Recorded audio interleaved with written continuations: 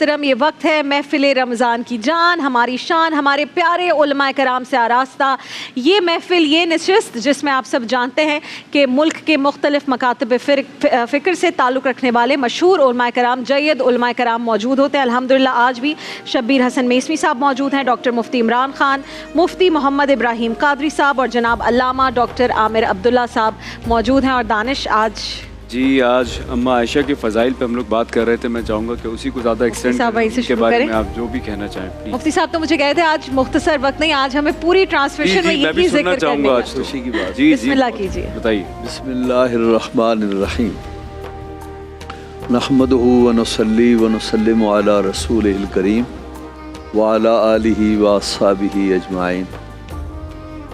آج کا موضوع انتہائی مبارک و بابرکت موضوع ہے، اور اس کی وجہ یہ ہے کہ اس موضوع کی نسبت اس کائنات کی ایک بہت بڑی ہستی کی طرف ہے، اور وہ ہیں حضرت سیدہ ام المومنین عائشہ صدیقہ رضی اللہ عنہ۔ نام مبارک عائشہ ہے، کنیت ام عبداللہ ہے، لقب حمیرہ بھی ہے اور صدیقہ بھی ہے۔ خود بڑی شخصیت ہیں اور بڑی ہستیوں کی طرف منسوب ہیں۔ حضرت امیر المومنین سیدنا ابو بکر صدیق رضی اللہ عنہ کی شہزادی اور حضور سید الانبیاء سرور کائنات محمد الرسول اللہ صلی اللہ علیہ وسلم کی پیاری بیوی ہیں، اور تمام مسلمانوں کی اماں ہیں، ماں ہیں۔ بڑے فضائل ہیں، بڑے مفاخر ہیں ان کے ازواج مطہرات میں، بلکہ تمام صحابیات میں ان کا قد علمی لحاظ سے سب سے بلند ہے۔ فقاہت میں اور حدیث کی مہارت میں حضرت عبداللہ ابن عباس، عبداللہ ابن عمر اور اس لیول کی جو صحابہ کرام ہیں، حضرت عائشہ ام المومنین علمی لحاظ سے ان کی ٹکر کی تھی۔ مشکل مسائل میں بہت سے صحابہ کرام ان سے رہنمائی لیتے تھے اور ان کی بات کو حرف آخر سمجھتے تھے۔ حضرت عائشہ ام المومنین کے فضائل تو بے شمار ہیں، مختصراً چند باتیں عرض کرتا ہوں۔ یہ جو تیمم کی نعمت اللہ نے اس امت کو دی ہے، یہ حضرت ام المومنین عائشہ صدیقہ کی برکتوں میں سے ایک برکت ہے۔ آپ جانتے ہیں کہ نبی پاک صلی اللہ علیہ وسلم کی امت سے پہلے جتنی امم گزری ہیں، نماز سب پر فرض تھی، وضو سب پر فرض تھا، لیکن اس پانی کا کوئی متبادل نہیں تھا، اور اللہ نے حضرت عائشہ ام المومنین کی برکتوں سے اس امت کو تیمم، وضو کا اور پانی کا متبادل عطا فرمایا۔ اچھا، دوسری بات یہ ہے، حضرت عائشہ ام المومنین اپنے فضائل اور اپنے اعزازات خود بتاتی ہیں کہ اللہ نے مجھے 6-7 اعزازوں سے نوازا ہے۔ فرمایا ایک اعزاز یہ ہے، نبی پاک صلی اللہ علیہ وسلم کی ازواج میں واحد بیوی ہوں جو قاری حضور کے نکاح میں آئی ہوں۔ حضور سید عالم صلی اللہ علیہ وسلم کا جن جن خواتین سے نکاح ہوا، زیادہ تر بیوائیں ہیں، کچھ مطلقہ ہیں، ان سے نکاح ہوا۔ قاری کسی عورت سے آپ کا نکاح نہیں ہوا سوائے ہماری ماں حضرت عائشہ ام المومنین کے۔ آپ فرماتی ہیں میرا یہ بھی اعزاز ہے، نبی پاک صلی اللہ علیہ وسلم سے نکاح بعد میں ہوا، اور میری تصویر حضور کی بارگاہ میں 3 بار پیش کی گئی، اور جبرائیل امین لے کر آتے تھے کہ یہ آپ کی دنیا اور آخرت کی بیوی ہے۔ فرمایا تیسرا میرا اعزاز یہ ہے کہ نبی پاک صلی اللہ تعالیٰ علیہ وسلم نے ایام علالت کی ایام علالت جو آخر چند دن تھے وہ میرے گھر پر گزارے۔ بالکل۔ اور میرا اعزاز یہ ہے کہ جب حضور کی وفات ہوئی تو حضور کا سر میری گردن اور میرے سینے کے بیچ میں تھا۔ اللہ۔ اور فرمایا میرا یہ بھی اعزاز ہے کہ جو میرا حجرہ ہے، اللہ نے اسے اپنے نبی کی آخری آرام گاہ کا درجہ عطا فرمایا، اور جس پلنگ پر اور جس چارپائی پر، جس چٹائی پر نبی پاک صلی اللہ تعالیٰ علیہ وسلم لیٹا کرتے تھے، اور وہیں آپ کا وصال ہوا، اسی جگہ کو ہٹا کر وہیں آپ کی قبر مبارک بنائی گئی۔ بالکل۔ جب حضور کا انتقال ہوا تو صحابہ کرام میں اختلاف ہوا کہ حضور کو دفن کہاں کیا جائے، تو حضرت ابوبکر صدیق نے فرمایا کہ میں نے خود نبی پاک صلی اللہ تعالیٰ علیہ وسلم کو فرماتے سنا کہ اللہ رب العزت اپنے نبی کی جہاں تدفین کو پسند کرتا ہے اسی مقام پر اسے وفات عطا فرماتا ہے۔ اور فرماتی ہے میرا یہ بھی اعزاز ہے کہ جب حضور صلی اللہ تعالیٰ علیہ وسلم کے آخری ایام آئے اور آخری دن آیا تو میرے بھائی عبد الرحمن ہمارے گھر آئے اور ان کے پاس مسواک تھی۔ سید عالم صلی اللہ علیہ وسلم نے مسواک پر نظریں جمائیں تو میں سمجھ گئی کہ سید عالم صلی اللہ علیہ وسلم مسواک کرنا چاہتے ہیں۔ تو میں نے عرض کیا مسواک چاہیے؟ تو آپ نے اشارے سے جواب دیا کہ ہاں۔ حضرت عائشہ ام المومنین نے چاہا پتھر پر اسے رکھ کر پتھر سے میں اس کا برش بناؤں اور پانی سے میں اسے ملائم کروں، تو حضور نے اشارہ فرمایا کہ اپنے دانتوں سے اسے برش بناؤ۔ تو حضرت عائشہ ام المومنین فرماتی ہیں حضور سید عالم صلی اللہ علیہ وسلم نے اسے نرم کرنے کے لیے نہ پتھر سے کوٹنے کی اجازت دی، نہ پانی کے استعمال کی اجازت دی۔ وہ جو میں نے اپنے لعاب سے جو تر ہوا اور میں نے جو اسے اپنے دانتوں سے اس کا برش بنایا، سید عالم صلی اللہ علیہ وسلم کا آخری عمل یہ تھا کہ حضور نے وہ مسواک کیا، لہٰذا آخری چیز جو حضور کے حلق سے نیچے اتری وہ میرا لعاب ہے۔ اور فرماتی ہے میرا یہ بھی اعزاز ہے کہ دنیا میں جس ہستی کے دامن پر کسی نے تہمت لگانا چاہی تو اللہ رب العزت نے اس کی برات کا اعلان تو کیا اور اس کی برات اور پاک دامنی کا انتظام تو کیا، لیکن بالعموم کسی نہ کسی بچے سے، خاندان کے کسی لڑکے سے، لڑکی سے اس کی برات کا اہتمام کیا گیا۔ حضرت یوسف علیہ السلام پر الزام لگا تو جناب زلیخا ہی کی قوم کی ایک بچے سے یا بچی سے حضرت یوسف علیہ السلام کی برات کا اعلان کیا گیا۔ حضرت جریج جو پچھلی امتوں کے ایک بزرگ تھے ان پر الزام لگا تو اسی عورت کے بچے نے ان کے حق میں گواہی دی، فرمایا کہ میری شان یہ ہے کہ جب مجھ پر الزام لگا تو اس کی گواہی، میری برات کی گواہی زمین کے کسی فرد نے نہیں دی، عرش رحمان سے میری برات اتری۔ اور قرآن کریم جب تک پڑھا جاتا رہے گا قرآن کریم ان کی برات کے خطبے پڑھتا رہے گا۔ ڈاکٹر عامر عبداللہ صاحب بسم اللہ، بہت خوبصورت گفتگو ماشاءاللہ۔ ماں کا رشتہ جو ہے وہ دنیا میں سب سے زیادہ مقدس، مطہر، پاکیزہ اور انتہائی بچوں کے قریب تر رشتہ ہے۔ بہت سی باتیں جو بچے اپنے والد سے شیئر نہیں کر سکتے وہ بھی اپنے والدہ سے انہیں شیئر کرنے میں کوئی ہچکچاہٹ نہیں ہوتی، اور ایسا لگتا ہے کہ والدہ کا جو رشتہ ہے اپنی اولاد سے وہ اللہ رب العالمین نے شاید بنایا ہی اس لیے ہے کہ اللہ رب العالمین کی محبت کیا ہوتی ہوگی اور کتنے گنا اگر اسے بڑھا دیا جائے تو وہ کیا ہوگی، وہ ماں کی محبت میں جھلک اس کی نظر آ سکتی ہے۔ لیکن یہاں ہم جس کا تذکرہ کر رہے ہیں وہ کسی فرد کی ماں نہیں ہے بلکہ وہ کائنات کے مومنوں کی ماں ہیں۔ اللہ رب العالمین نے فرمایا کہ النبی اولیٰ بالمؤمنین من انفسہم وازواجہ امہاتہم، یعنی نبی اپنے مومن امتیوں کے لیے سب سے ان سے بڑھ کر ان کے خیر خواہ ہیں، اور ان کی جو بیویاں ہیں وہ مومنوں کی مائیں ہیں۔ کیا بات۔ کسی نے حضرت عبداللہ بن عمرو بن عاص رضی اللہ تعالیٰ عنہ نے جناب نبی کریم کی خدمت میں آ کر عرض کیا کہ یا رسول اللہ آپ سب سے زیادہ محبت کس سے کرتے ہیں؟ آپ نے بے اختیار فرمایا عائشہ سے۔ انہوں نے گھبرا کر کہا نہیں یا رسول اللہ میں تو مردوں میں پوچھ رہا ہوں۔ آپ نے فرمایا عائشہ کے باپ سے۔ تو حضور کریم صلی اللہ علیہ وسلم کی جو زوجہ محترمہ ہیں ام المومنین سیدہ عائشہ صدیقہ طاہرہ طیبہ عفیفہ رضی اللہ تعالی عنہا، جس طرح مفتی صاحب نے فرمایا کہ جب حضرت بی بی مریم مقدسہ مطہرہ پر لوگوں نے تہمت لگائی اور کہا کہ آپ کے والد اور آپ کے بھائی تو ایسے نہیں تھے، یہ آپ کس طرح کی نکلی ہیں، تو انہوں نے بیٹے کی طرف اشارہ کیا جو ان کی گود میں حضرت عیسیٰ علیہ السلام تھے، تو حیران ہوئے اور کہنے لگے یہ کیسے بولے گا؟ تو اللہ اکبر وہ بول پڑے اور کہا کہ میں اللہ کا بندہ ہوں اور اللہ نے مجھے کتاب دے کر بھیجا ہے اور میری ماں پاکیزہ ہیں۔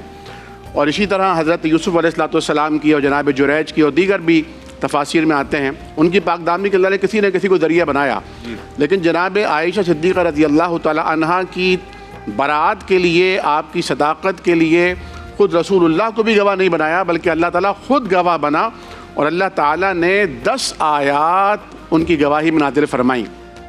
یہ اتنا بڑا اعزاز ہے جو سیدہ عائشہ صدیقہ رضی اللہ تعالیٰ عنہ دیگر سے اپنے آپ کو ممتاز کرنے کے لیے خود بیان فرماتی تھیں۔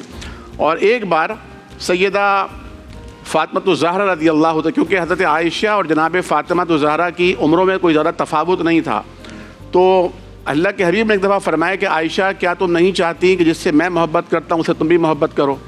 حضرت فاطمہ نے کہا جی بابا جان کیوں نہیں؟ کہا میں عائشہ سے محبت کرتا ہوں۔ تو کہا بابا جان پھر میں بھی ان سے سب سے زیادہ محبت کرتا ہوں۔ کیا بات! تو ان دونوں میں محبت اور پیار کا وہ رشتہ تھا جو ماں اور بیٹی کا رشتہ بھی تھا اور 2 سہیلیوں کا رشتہ بھی تھا۔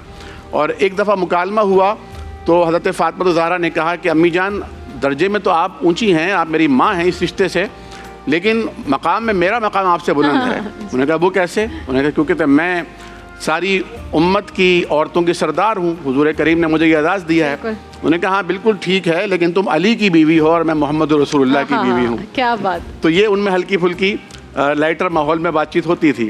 اور جناب صدیقہ عائشہ رضی اللہ تعالیٰ عنہ، آپ دیکھیے نبی کریم صلی اللہ علیہ وسلم سخاوت میں، جود و سخا میں انتہائی اجود تھے، اور آپ کی سخاوت کا یہ عالم تھا کہ ایک بار ایک بکری ذبح کی گئی، آپ نے سارا گوشت تقسیم فرما دیا، پھر آپ گھر تشریف لائے، فرمایا کچھ بچا ہے؟ تو اماں عائشہ نے کہا آپ کو دستی کا گوشت بہت پسند تھا۔ اماں عائشہ نے کہا یا رسول اللہ سب ختم ہو گئی، بس دستی بچی ہے۔ حضور تربیت فرما رہے ہیں کہ عائشہ سب باقی ہے، بس دستی ہی ختم ہو گئی ہے، یعنی جو تم نے اللہ کی راہ میں دیا وہ تو باقی رہ گیا ہے، جو ہم خود کھائیں گے وہ تو ختم ہو جائے گا۔ تو اماں عائشہ رضی اللہ عنہ کا حال پھر یہ تھا کہ کاشانہ نبوت میں حضور کریم صلی اللہ علیہ وسلم کے رخصت ہونے کے بعد بھی فاقے ہوا کرتے تھے، اور وہ اختیاری فقر پھر بھی جاری رہتا تھا۔ عبداللہ ابن زبیر جو آپ کے بھانجے تھے، سیدہ اسماء اور جناب زبیر رضی اللہ عنہما کے صاحبزادے، وہ جب مکہ کے والی اور امیر مقرر ہوئے تو انہوں نے ہر سال اونٹوں سے لدے ہوئے قافلے اور غلے کی صورت میں ان کے روانہ کیا جو ان کا وظیفہ تھا۔ تو جناب عائشہ کے بارے میں خبر ملی کہ عبداللہ آپ ان کے بھانجے ہیں ام المومنین کے، اور آپ یہاں کے گورنر ہیں، امیر مکہ ہیں، اور ان کے گھر میں فاقے ہوتے ہیں، آپ کیسے بھانجے ہیں؟ تو بڑے حیران ہوئے اور کہا کہ میں تو پورے سال کا غلہ اکٹھا بھیج دیتا ہوں اور اتنی بڑی تعداد میں بھیجتا ہوں۔ جب تحقیق کی تو پتہ چلا کہ اماں عائشہ تو وہ اسی دن سب کا سب خیرات کر دیتی ہیں۔ تو کہنے لگے یہ تو عجیب بات ہے، اس طرح تو نہیں ہوتا، یہ تو طریقہ نہیں ہے، اور میں قابو پا کر خالہ جان کو مناؤں گا اور کہوں گا یہ حرکت درست نہیں ہے۔ کسی نے یہ بات اماں عائشہ تک پہنچا دی کہ امیر عبداللہ بن زبیر یہ فرما رہے ہیں، تو اتنی ناراض ہوئیں کہ میں امیر عبداللہ بن زبیر کی خوشنودی کے لیے رسول اللہ کی ناراضگی قبول نہیں کر سکتی، میں سخاوت کا وہ راستہ جو حضور نے ہمیں سکھایا وہ ترک نہیں کر سکتی، وہ ناراض ہوتا ہے تو ہو جائے، اور قسم کھائی کہ اب میں اس سے زندگی بھر کلام نہیں کروں گی، اتنی غضبناک ہو گئیں۔ اب جب ان تک خبر پہنچی تو وہ پریشان ہو گئے، مدینہ کی طرف رخت سفر باندھا اور اماں عائشہ سے درخواست کی کہ مجھے آپ کی طرف باریابی چاہیے۔ آپ نے انکار کیا اور کسی طرح راضی نہیں ہوتی تھی، لیکن پھر آخر بزرگوں نے مشورہ دیا کہ اماں کے 2 رضائی جو رشتہ دار ہیں ان کے کاندھوں پہ ہاتھ رکھو، وہ اجازت طلب کریں، انہیں اجازت ملے، تم چپکے سے چلے جاؤ اور پھر رو دھو کے ان کو منا لینا۔ اور یہی ہوا، آخرکار رو دھو کے انہوں نے حضرت اماں عائشہ صدیقہ رضی اللہ تعالیٰ عنہ کو منا لیا۔ دیکھیے اماں عائشہ صدیقہ رضی اللہ تعالیٰ عنہ سے 2000 سے زیادہ احادیث مروی ہیں، اور ساری امت کی جو صحابیات ہیں ان کا علم ایک طرف، اور اماں عائشہ نے جو امت کو علم دیا وہ ایک طرف۔ اور اماں عائشہ نے ثابت کیا کہ اللہ رب العالمین نے جو حسن انتخاب فرمایا تھا ان کا، کہ بار بار نبی کریم کو خواب میں یہ وحی فرمائی گئی تھی کہ آپ ابو بکر کے رشتہ بھیجیے، کیونکہ آپ کو بھی معیوب لگ رہا تھا، لیکن اللہ کا انتخاب تھا یہ، تو یہ اسی لیے تھا کہ آپ حضور کریم سے علم سیکھیں، کیونکہ جو ہماری دیگر مائیں تھیں وہ چونکہ عمر رسیدہ تھیں، سن رسیدہ تھیں، سمجھدار تھیں، اور زیادہ حضور کریم کا احترام کرتی تھیں، کیونکہ عمر کا بھی معاملہ تھا، ایک عمر سے ایک بڑی تحمل آتا ہے، بردباری آتی ہے۔ لیکن اماں عائشہ کا معاملہ یہ تھا کہ چونکہ آپ کم عمر تھیں تو بے باک تھیں، چنانچہ آپ سوال کر لیا کرتی تھی۔ ایک بار ایسا ہوا کہ کیوریوسٹی زیادہ تھی نا، تجسس بھی تھا، ایک طلب علم تھی، ایک صاحب تشریف لایا، اماں عائشہ نے فرمایا، اللہ کے حضور نے فرمایا یہ اپنی قوم کا بدترین آدمی ہے۔ وہ آئے، گفتگو کی، چلے گئے، تو اماں عائشہ نے پوچھا یا رسول اللہ آپ نے فرمایا تھا بدترین آدمی ہے، لیکن آپ تو بڑے اخلاق سے پیش آئے، اس سے آپ نے تو بڑی تکریم کی اس کی، تو آپ نے فرمایا عائشہ کہ تم نے مجھے فحش گو پایا ہے، اگر وہ برا ہے تو کیا میں بھی برا بن جاؤں؟ کیا بات ہے۔ دوسرا واقعہ یہ ہوا کہ آپ نے فرمایا کہ من نوقش عذبا، تو فرمانے لگی یا رسول اللہ آپ تو قرآن کریم کی آیت ہے کہ اللہ تعالیٰ آسان حساب لے گا، تو پھر آسان حساب لے گا. تو پھر یہ کیا فرمایا کہ آسان حساب کا مطلب یہ ہے کہ جس سے سوال نہ کیا گیا, من نوقش عذب, جس سے قرید کر لی نا اللہ نے کہ تو نے ایسا کیوں کیا, بس وہ عذاب میں مبتلا ہو گیا. کیا بات ہے, کیا بات ہے. فاقے والا جو آپ نے قصہ بیان کیا اس سے وہ مجھے یاد آیا, ہم نے محفل عشق میں کہا تھا کہ یہ ثابت ہوا ہے کہ جو عاشق رسول ہے وہ کہتا ہے کہ ہم وہ نہیں کریں گے جو اصول کہتے ہیں, ہم وہ کریں گے جو رسول کہتے ہیں. تو ہم عائشہ نے بھی ثابت کیا. مفتی عمران خان صاحب آپ سے اور پھر انشاءاللہ. بسم اللہ الرحمن الرحیم. تمام بنیادی باتیں تو ماشاءاللہ حاصل ہو گئی ہیں, بس 2-3 فضائل جو احادیث کے اندر ہمیں مزید ملتے ہیں میں عرض کر دیتا ہوں کہ امی عائشہ رضی اللہ تعالیٰ عنہ, آپ کی یہ شان تھی کہ آپ وہ واحد نبی علیہ الصلوۃ والسلام کی زوجہ محترمہ تھیں کہ جن کے بستر مبارک کے اوپر بھی اللہ رب العزت وحی کا نزول فرما دیا کرتے تھے. آپ کی ازواج میں سے کسی زوجہ محترمہ کو یہ شان حاصل نہیں تھی کہ نبی علیہ الصلوۃ والسلام ان کے بستر مبارک پر استراحت فرما رہے ہوں اور وہاں جبریل امین تشریف فرما ہو جائیں. بلکہ ایک روایت میں ہمیں یہاں تک ملتا ہے کہ نبی علیہ الصلوۃ والسلام آپ تشریف فرما تھے اور آپ نے فرمایا عائشہ جبریل تشریف فرمایا اور تم کو سلام کہتے ہیں. تو آپ نے باقاعدہ ارشاد فرمایا علیکہ وعلیہم السلام, اور پھر آپ نے فرمایا اللہ کے رسول آپ وہ دیکھ لیتے ہیں جو میں نہیں دیکھ سکتی. ٹھیک ہے نا. تو آپ کی یہ بھی خاصیت تھی. اور ایک اور فضیلت جو آپ کے بارے میں آتی ہے وہ یہ بھی ہے کہ نبی علیہ الصلوۃ والسلام جب نماز ادا فرماتے تھے تو اس وقت بھی نماز ادا فرما لیا کرتے تھے جب امی جان حضرت عائشہ رضی اللہ تعالیٰ عنہ اپنے بستر مبارک پر عالم استراحت میں ہوتی تھیں, اور آپ ان کی طرف رخ کر کے, یعنی اس طریقے کا ایک رخ بنتا تھا کہ حضور کا رخ انور آپ کی جانب ہوتا تھا اور پیچھے قبلہ ہوتا تھا, تو آپ اس رخ پر بھی اپنی نمازوں کو ادا فرما لیا کرتے تھے. اور جس طرح دونوں علماء نے فرمایا کہ آپ وہ خاتون ہیں جن سے 2210 احادیث یعنی 2210 احادیث جو ہیں وہ مروی ہیں, اور یہ حضرت ابو ہریرہ رضی اللہ تعالیٰ عنہ, حضرت ابن عباس رضی اللہ تعالیٰ عنہ, ان کے بعد 1 سے 2 صحابہ کرام اور ہیں جن سے اتنی مرویات ہمارے پاس ہیں.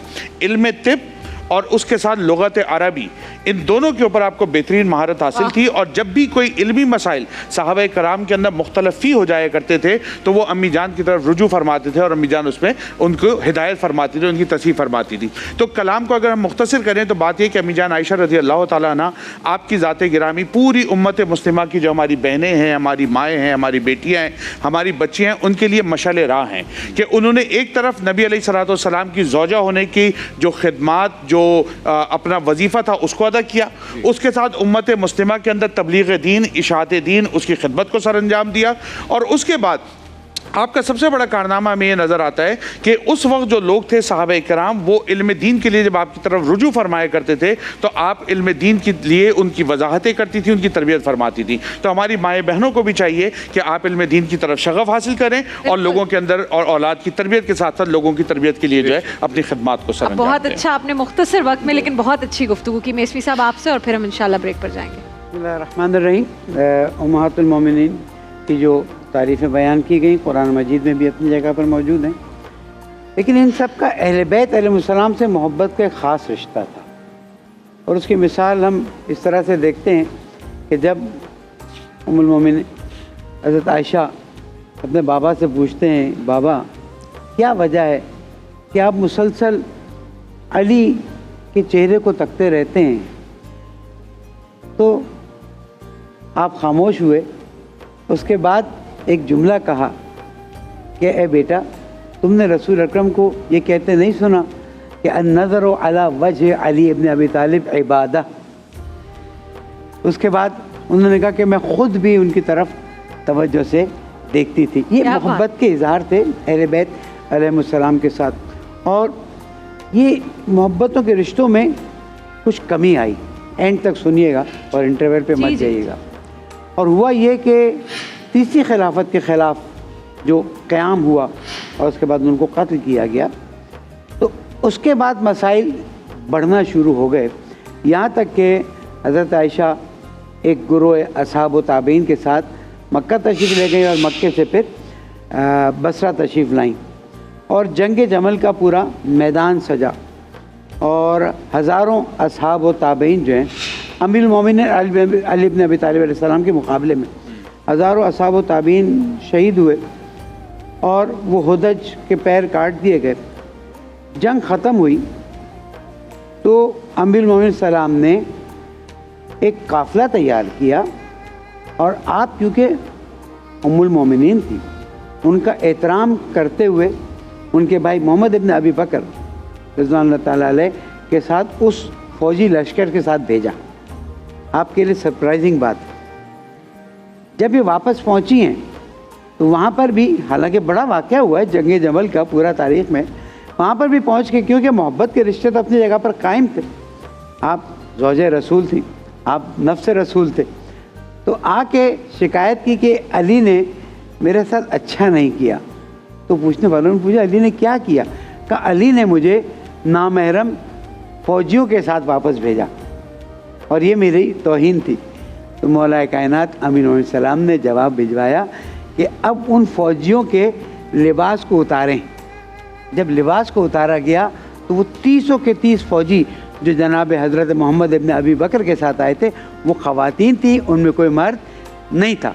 جنگ ہوئی، ہزاروں شہید ہوئے، لیکن زوج رسول کا احترام امیر المومنین علی بن ابی طالب علیہ السلام نے اپنی جگہ پر رکھا، تاکہ کل کو کائنات میں یہ نہ کہا جائے کہ دونوں کی جنگ ہوئی تھی تو اب انہوں نے ان کی توہین کر دی. کیوں؟ جیسے کہ مولا کائنات نے یہ فرمایا نا، میرا تو عمل قرآن پر ہے اور میرا عمل رسول اکرم پر ہے، اور یہ محبت کے رشتے سے. بس ذمہ داری ہم سب کی بھی مل کر بنتی ہے نا کہ یہی محبتوں کے رشتے انشاءاللہ نیشنل ٹیلی ویژن سے جا رہا ہے کہ یہ محبتوں کے رشتے قائم و دائم رہیں ہمیشہ. جی ایک لائیو کالر ہے ہمارے ساتھ. السلام علیکم. السلام علیکم. وعلیکم السلام. جی کون کہاں سے؟ جی تیمور حیدرآباد سے. جی تیمور صاحب بولیے، کیا پوچھنا چاہیں گے؟ جی باجی آپ کا پروگرام ماشاءاللہ سے بہت اچھا جا رہا ہے، میں روزانہ سنتا ہوں بڑے شوق سے. باجی میرا سوال یہ ہے یہ علماء سے کہ اگر ایک عورت جس کا ہسبینڈ کی ڈیتھ ہو جائے اور وہ عدت کے دن ایک گھر کے بجائے کسی وجہ سے دوسرے گھر جو کہ ساتھ ہی عورت کو جڑا ہوا تقریباً 20 یا 30 فٹ کے فاصلے پہ ہو، اگر اس گھر میں کچھ عدت کے دن گزارنا چاہے، آیا کہ اس گھر دوسرے گھر میں گزار سکتی ہے؟ ٹھیک ہے پوچھ لیتے ہیں ڈاکٹر صاحب مختصراً. ایک اور کالر ہے ہمارے ساتھ. ایک اور کال لے لیں پھر. جی السلام علیکم. ہیلو. سوال کیا تھا؟ ہیلو السلام علیکم. جی السلام علیکم. وعلیکم السلام. جی کون کہاں سے؟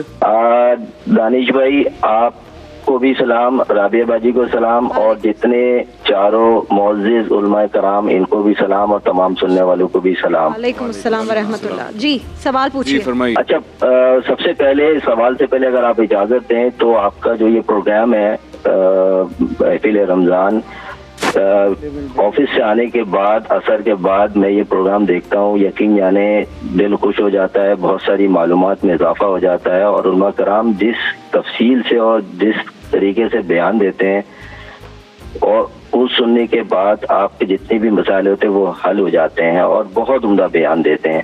اب میں اپنا سوال کرتا ہوں. جی میرے سوال کے 2 حصے ہیں. پہلا حصہ یہ ہے کہ کیا ماں باپ اپنی اولاد کو اپنی جائیداد سے عاق کر سکتے ہیں؟ صحیح ہے. سوال کا دوسرا حصہ میرا ہے کہ اگر کر سکتے ہیں یا کرتے ہیں تو ان کے وفات پانے کے بعد شریعت کیا کہتی ہے یا اس کے مطابق کیا فیصلہ ہونا چاہیے؟ کہ مرد کی وفات جس گھر میں ہوئی ہے جی تو وہ گھر اس مرد کا گھر ہے، اور اس گھر میں عورت کا عدت گزارنا لازم ہے. لازم فرض ہے. اوکے. اگر برابر میں گھر کسی اور کا ہے، رشتہ دار کا انہوں نے ہے، بلکہ بتایا بھی تھا 20 فٹ کے فاصلے پر اگر کوئی ایسا ہوتا ہے نا ایک ہی تو سوال یہ ہے وہ گھر کس کا ہے، دوسرا گھر کس موسٹلی کا ایسا ہوتا ہے والدین کا. میں assume کر رہی کیا ہوں تھا کہ وہ گھر کسی اور کا ہی تو ہوگا. دیکھیے ڈسکس کیا تھا. اگر وہ والدین کا گھر ہے شاید ایسا ہی ہوگا کہ امی کا گھر قریب ہے تو کیا میں وہاں عدت گزار سکتی ہوں. مسئلہ یہ ہے کہ جہاں شوہر کا انتقال ہوا جس گھر میں، عورت اس گھر میں عدت گزارے. ٹھیک ہے. لیکن اگر اس کا کوئی مسئلہ ہے، کوئی عذر ہے، اور وہاں اسے گھبراہٹ اور بے چینی زیادہ ہوتی ہے، یہ شوہر کے انتقال کے بعد وہاں کے حالات اس کے حق میں صحیح نہیں ہے، یہ بھی بہت تو والدین کے گھر میں ڈاکٹر صاحب آپ کچھ ایڈ کریں گے پھر؟ جی بالکل ایسا ہی ہے. شریعت نے اتنی آسانی بھی رکھی ہے کہ اگر کوئی بیوہ ہے اور اس کے بچے چھوٹے ہیں اور اس کے لیے کوئی راشن پانی کا انتظام کرنے والا بھی نہیں ہے کفالت کے لیے، تو وہ دن کی روشنی میں ان کے لیے کام کرنے کے لیے، کاروبار کرنے کے لیے شرعی ضابطوں اور تقاضوں کو ملحوظ رکھتے ہوئے جا بھی سکتی ہے، لیکن رات سے پہلے وہ اپنے گھر پہ آئے گی. اور یہ بالکل درست ہے. زیادہ بہتر یہی کہ جس گھر میں شوہر فوت ہوا وہیں عدت گزارے. اگر وہ بزرگ خاتون ہے، جس طرح ہمارے یہاں بہت زیادہ سختی کی جاتی ہے کہ بالکل سین بھی نہ دیکھ سکے وہ، اور کوئی مہمان آئے تو اس سے ملاقات بھی نہ کرے، ایسا کوئی تصور نہیں ہے. سوگ منانا ہے اور عدت گزارنی ہے 4 ماہ 10 دن. لیکن اس دوران اگر وہ بیمار ہو جاتی ہے تو وہ اسپتال بھی جا سکتی ہے اپنے محرم رشتہ دار کے ساتھ. اور اگر اس کے بیٹے ہیں، وہ بہت بزرگ خاتون ہیں، تو اپنے بیٹوں کے گھر بھی وقتاً وقتاً جا سکتی ہے. بالکل ٹھیک ہے. آپ کچھ ایڈ کرنا چاہیں؟ جی اہل بیت علیہ السلام کی نظر بتا دوں. دیکھیں عدت کا فلسفہ یہ ہے کہ اب اس شوہر کا غم بھی منانا ہے اور ساتھ ساتھ اگر کوئی حامل ہے تو اس کے مسئلے کو بھی واضح ہونا ہے. الگ الگ چیزیں. نمبر 1، کسی سے بھی اپنی شادی کی بات یا کسی سے بھی شادی کی بات نہیں کرے گی. نمبر 2، خوشیوں کی محفل میں شرکت نہیں کرے گی. نمبر 3، خوشیوں کے لباس، میک اپ، ڈریس اپ یہ نہیں کرے گی. نمبر 4، اگر ممکن ہے تو شوہر کے گھر میں ہی عدت گزارے گی. اگر مجبوری ہے، شوہر امریکہ میں تھا، یہ پاکستان میں رہ گئی یا کچھ ایسا ہے، تو جس گھر میں ہے وہ رہے. اگر جیسے مفتی صاحب نے بھی بتایا، حضرت نے بھی بتایا، اگر ضرورت ہے وہ باہر جا سکتی ہے، لیکن ان شرائط کو نظر میں رکھنا ہوگا. ایگزیکٹ مدت کتنی ہے اس کی؟ 4 مہینے 10 دن. 4 مہینے 10 دن.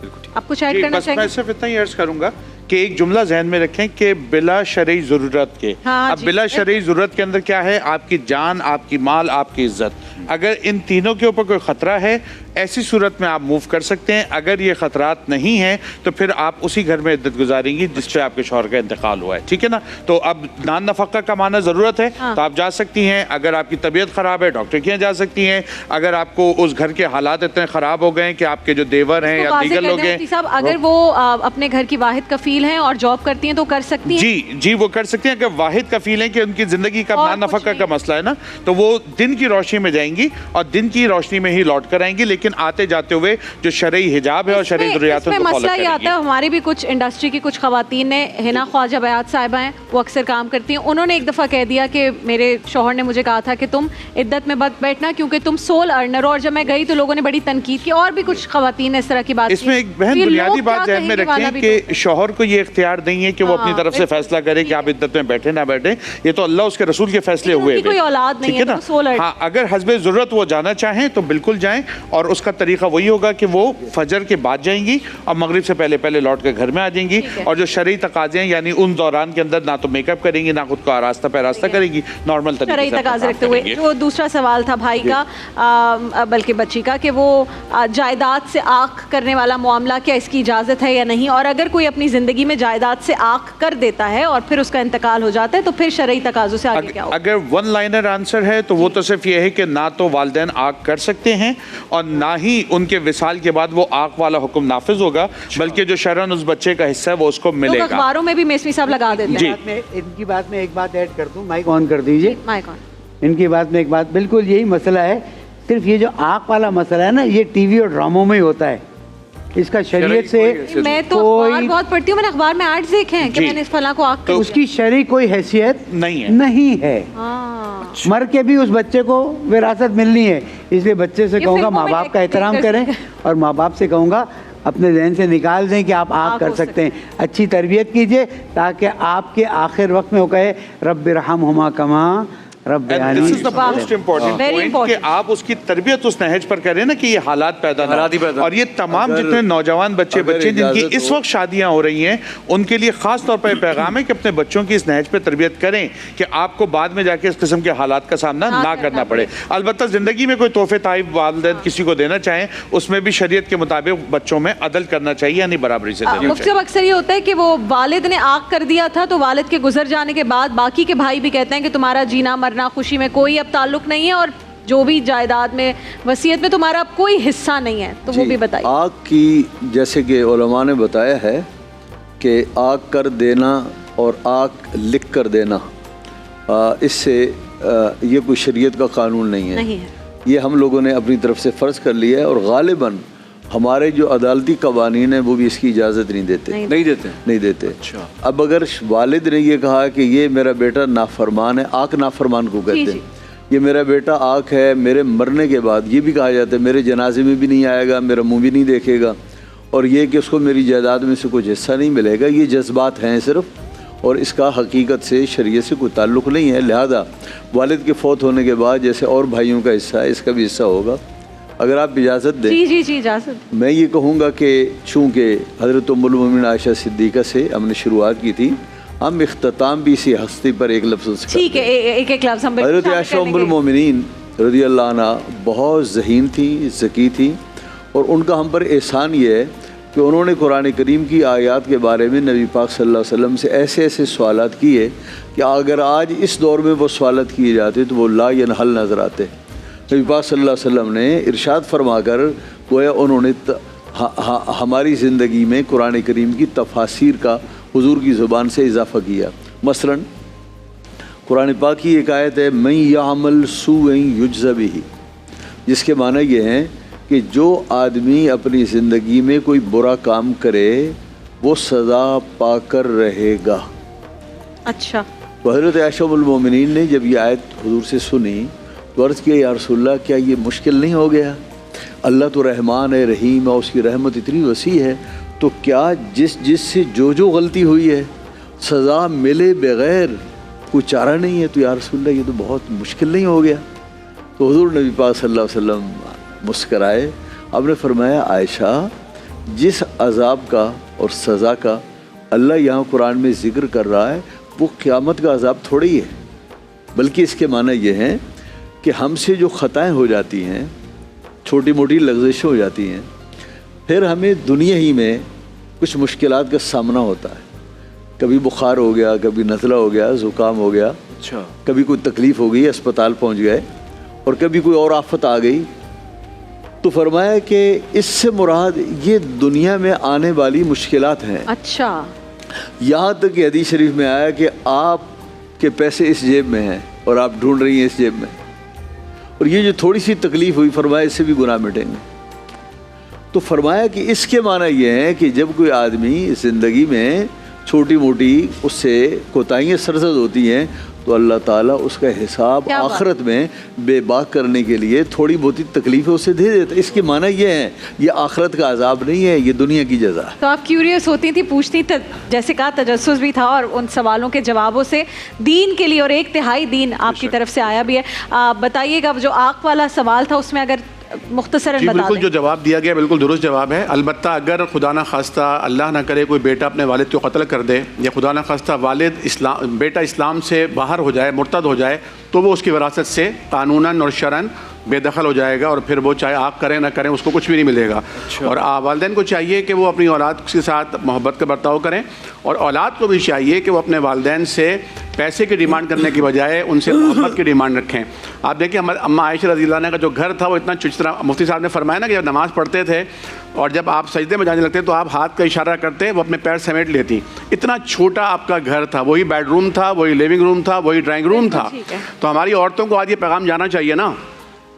بالکل بالکل بالکل، سادگی کا یہ عالم تھا۔ تو یہ اصل میں سیرت عائشہ، سیرت خدیجہ، سیرت فاطمہ کا جب ذکر ہوتا ہے تو سیرت جو ہے وہ پڑھنے کی اور منانے کی اور سنانے کی چیز نہیں ہوتی، بلکہ اپنانے کی چیز ہوتی ہے۔ سیرت وہ کردار ہوتا ہے جس کو اپنایا جاتا ہے۔ ضرورت اسی بات کی ہے کہ ہم ان مقدس ہستیوں کی اور شخصیات کے جو کردار ہیں اس کی جھلک اپنے اندر پیدا کرنے کی کوشش کریں۔ یہ سب سے امپورٹنٹ۔ اچھا کنکلوڈ کر دیا۔ آپ چاروں معزز مہمانوں کا بہت بہت شکریہ۔ دیکھیے محفل رمضان لائیو ٹرانسمیشن روزانہ دوپہر 3 بجے سے شام 7 بجے تک صرف گرین انٹرٹینمنٹ پر۔